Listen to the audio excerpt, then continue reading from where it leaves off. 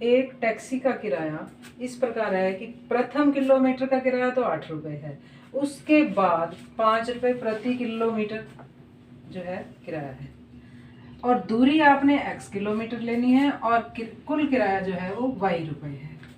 तो सबसे पहले किलोमीटर का किराया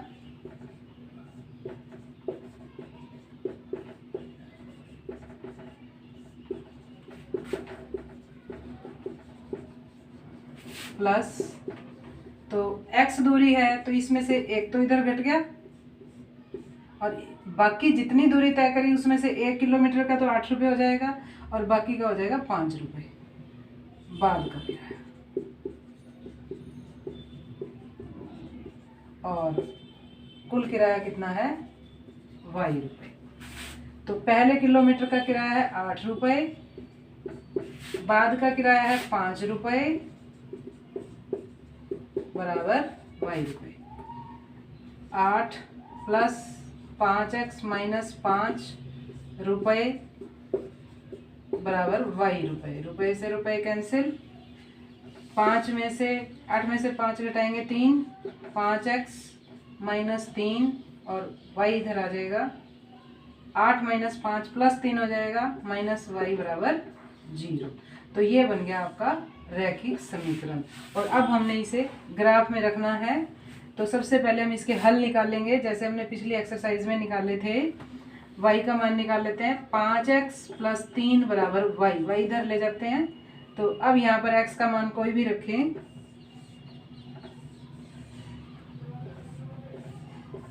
तीन हल जरूर निकालने होते हैं। x का मान मैंने 0 रखा, x के स्थान पर अगर हम 0 रखेंगे, 5 0 0 0 प्लस 3, तो y का मान कितना आ जाएगा 3। और अगर मैं यहाँ रखूँ 1, 5 एकम 5 जमा 3, तो y का मान कितना आ जाएगा 8। अगर x का मान 1 रखते हैं तो y का मान आ जाएगा 8।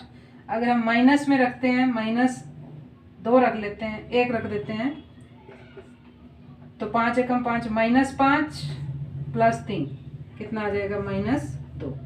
तो इस तरह 3 हल होते हैं। तो इन हल को अब हम ग्राफ में रखेंगे,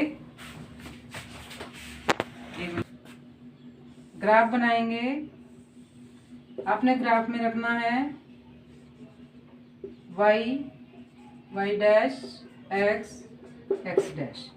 y 8 तक जाना चाहिए, बराबर बराबर दूरी लेंगे, 1 2 3 4 5 6 7 8, -1 -2 -3 -4, 1 2 3 4 5 6, -1 -2 -3 -4 -5 -6।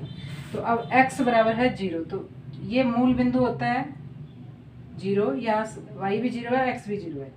तो x बराबर 0 हम यहीं रहेंगे, y बराबर है 3, तो ये मान हो गया। इसको मैं a कह देती हूँ, b और c, ये एक एक भुज और कोटि दोनों यहाँ आ गए। x बराबर 0 और y बराबर 3, x बराबर 1 और y बराबर 8, ये b पॉइंट हो गया। ध्यान से देखो, x बराबर 1, हम पहले x अक्ष पर x पर जाएंगे और फिर वहाँ से y की ओर जाएंगे, 8 के सामने रुक जाएंगे। तो ये हो गया b का मान।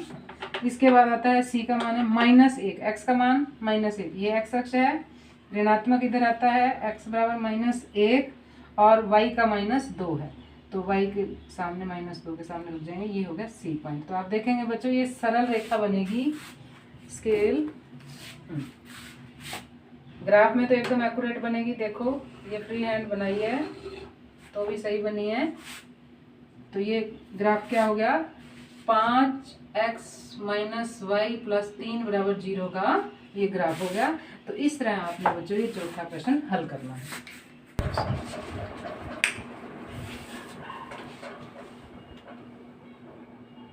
पांचवा प्रश्न, आपको इस तरह ग्राफ दिया हुआ है, एक भाग और दो भाग, दो क्वेश्चन का ग्राफ दिया हुआ है। यहाँ आपको ये बताना है, यहाँ आपको समीकरण भी दिया हुआ है और हल भी दिया हुआ है कि इन चारों समीकरणों में ये किसका हल है। किसको संतुष्ट करता है। तो आपने क्या करना है, बारी बारी से ये मान यहाँ रख रख के देखने हैं। देखो यहाँ x बराबर वाई, यानी कि जो x का मान होगा वही y का होगा, तो 0 0 आ सकता है। -1 और 1 बराबर नहीं होते, 1 और -1 बराबर नहीं होते, इसलिए ये हल इस समीकरण का हल नहीं है। अब देखते हैं हम x + y बराबर 0 आता है। अगर हम यहाँ -1 x के स्थान पर रखते हैं, 1 रखते हैं, तो 0 आ गया। 0 + 0 भी 0 होता है, और 1 - 0 1 भी 0 होता है, 1 - 1 भी 0 होता है, यानी कि ये हल है।